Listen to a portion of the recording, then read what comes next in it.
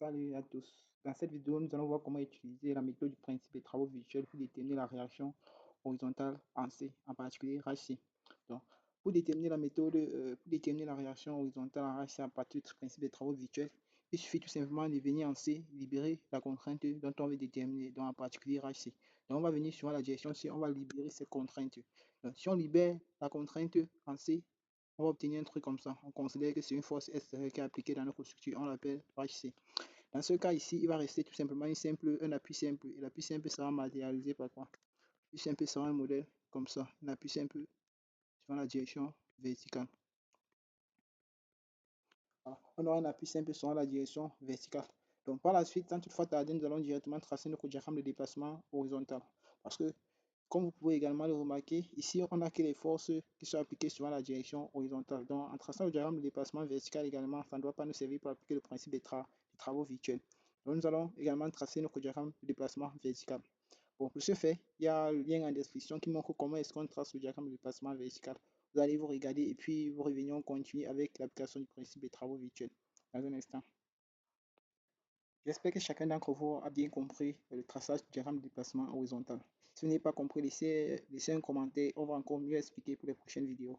Donc, une fois qu'on a tracé notre diagramme de déplacement horizontal, on doit matérialiser le déplacement de chaque force sur notre diagramme de déplacement. Donc, pour le déplacement de la force HC, on va voir qu'on aura ce déplacement qu'on va appeler ce petit déplacement UC. Pour le déplacement de la force F, nous allons voir que nous devons avoir ce déplacement qu'on va appeler ce déplacement U en B, donc déplacement UB. Donc, nous devons maintenant également appliquer notre principe des travaux virtuels. Le principe des travaux virtuels signifie que quoi? Que la somme des travaux des forces est égale à 0. Donc ça veut dire qu'avec calcul le travail des forces S, ça va me donner 0. Or, par définition, on peut calculer le travail d'une force comme le produit scalaire entre la force et le vecteur de déplacement ds en B, plus la force également fois vecteur de déplacement ds en C. Là, on n'a que deux forces qui ont subi un déplacement. En A, il y a les forces, mais il ne suffit pas de déplacement, donc le travail c'est nul. Donc ça veut dire que ceci va nous donner quoi? La force ici, si on considère cette force ici, dans le sens ici, qu'elle est positive, donc c'est-à-dire on aura F0.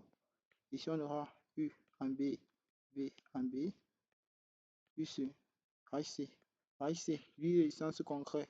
Donc si on considère que notre direction c'est un truc comme ça, direction qui donne valeur positive.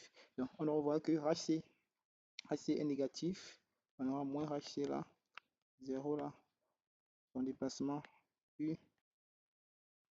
UC, V, VC.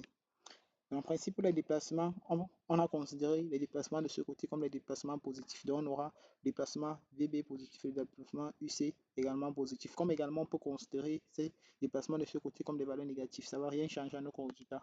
En appliquant le produit scalaire, on obtient déplacement B fois F moins UC fois HC. Ceci est égal à 0 d'après le principe des travaux virtuels. Donc ceci est en train de faire comprendre que HC est égal à U, déplacement à U divisé par le déplacement en C, multiplié par F. Donc ce qui va rester à déterminer, c'est de déterminer le rapport UB sur UC. Bon, pour faire ça, on peut rapidement appliquer le principe de Thalès. On peut facilement appliquer Thalès dans notre triangle ici. Comment est-ce qu'on va appliquer Thalès? Thalès nous fait tout simplement comprendre que quoi? Si on applique Thalès dans le triangle ici, grand triangle ici, parce que voici deux triangles semblables. On a le grand triangle ici, on a notre petit triangle ici. Donc Thalès va tout simplement nous faire comprendre que UB sur UC est égal à quoi? Est égal à H croix. Donc la distance ici c'est H croix sur la somme de tout ça. Donc H1 plus H2 plus H croix. Donc si appelle ça étoile, donc je vais venir remplacer étoile. Donc si appelle ça 1, donc en mettant étoile dans 1, on obtient HC est égal à.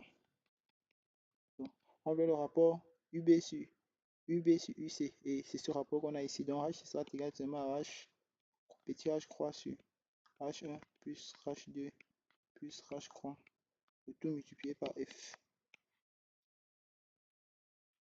Merci pour votre aimable compréhension. C'était tout pour cette vidéo. Si vous avez aimé, likez, partagez et n'hésitez pas à vous abonner à la chaîne.